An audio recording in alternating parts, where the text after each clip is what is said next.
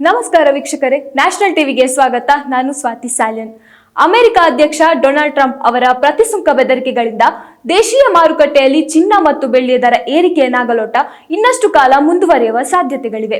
ಜಾಗತಿಕ ರಾಜಕೀಯ ಸನ್ನಿವೇಶಗಳು ಹಾಗೂ ವಾಣಿಜ್ಯ ವಲಯದಲ್ಲಿನ ಹೂಡಿಕೆದಾರರಿಗೆ ಚಿನ್ನ ಬೆಳ್ಳಿಯ ಬೆಸ್ಟ್ ಎನಿಸಿದೆ. ಹೀಗಾಗಿ ಇವುಗಳ ದರ ಮತ್ತಷ್ಟು ಹೆಚ್ಚಲಿದೆ ಎಂದು ಮಾರುಕಟ್ಟೆ ತಜ್ಞರು ಹೇಳಿಕೆಯನ್ನ ಕೊಟ್ಟಿದ್ದಾರೆ. ಗ್ರೀನ್ಲ್ಯಾಂಡ್ ವಶಪಡಿಸಿಕೊಳ್ಳುವ ತವಕದಲ್ಲಿರುವ ಟ್ರಂಪ್ ನ್ಯಾಟೋ ಸದಸ್ಯ ರಾಷ್ಟ್ರಗಳ ಮೇಲೆ 10% ಪ್ರತಿಸುಂಕದ ಬೆದರಿಕೆ ಹಾಕಿದ ನಂತರ ಭಾರತವು ಸೇರಿದಂತೆ ಜಾಗತಿಕವಾಗಿ ಷೇರು ಮಾರುಕಟ್ಟೆ ಅಸ್ಥಿರತೆಯತ್ತ ಜಾರುತ್ತಿದೆ. ಹೀಗಾಗಿ ಚಿನ್ನ ಬೆಳ್ಳಿ ಮೇಲೆ ಜನರ ಹೂಡಿಕೆ ಆಸಕ್ತಿ ಹೆಚ್ಚಿದೆ. ಇನ್ನು ಭಾರತದಲ್ಲಿ ಮದುವೆ ಋತು ಆರಂಭವಾಗಿದ್ದು ಇದು ಕೂಡ ಏರಿಕೆಗೆ ರಣದಾರಿಯಾಗಿದೆ.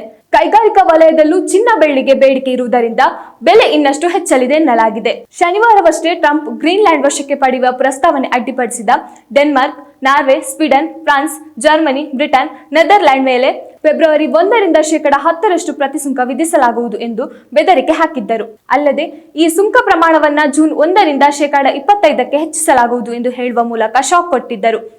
ಯುರೋಪಿಯ ಒಕ್ಕೂಟದ ಸದಸ್ಯ ರಾಷ್ಟ್ರಗಳ ಮೇಲೆ ಟ್ರಂಪ್ ಅವರ ಹೊಸ ಪ್ರತಿಸುಂಕ ಸಮರವು ಅಂತಾರಾಷ್ಟ್ರೀಯ ಮಾರುಕಟ್ಟೆಯಲ್ಲಿ ಡಾಲರ್ ಮೌಲ್ಯವನ್ನ ತಗ್ಗಿಸುವ ಸಾಧ್ಯತೆ ಇದೆ. ಇನ್ನು ಅಮೆರಿಕ ಇರಾನ್ ನಡುವಿನ ಯುದ್ಧದಲ್ಲಿ ಉಕ್ರೇನ್ ಮೇಲಿನ ರಷ್ಯಾದ ಸತತ ದಾಳಿಯು ಹೂಡಿಕೆದಾರರಲ್ಲಿ ಭೀತಿ ಮೂಡಿಸಿದೆ. ಜಾಗತಿಕ ಮಟ್ಟದಲ್ಲಿನ ರಾಜಕೀಯ ಹಾಗೂ ರಫ್ತು ಆಮದು ವಲಯದಲ್ಲಿನ ಏರಿಳಿತವು ಭಾರತದ ಷೇರು ಮಾರುಕಟ್ಟೆ ಮೇಲೆ ಪರಿಣಾಮ ಬೀರಬಹುದು.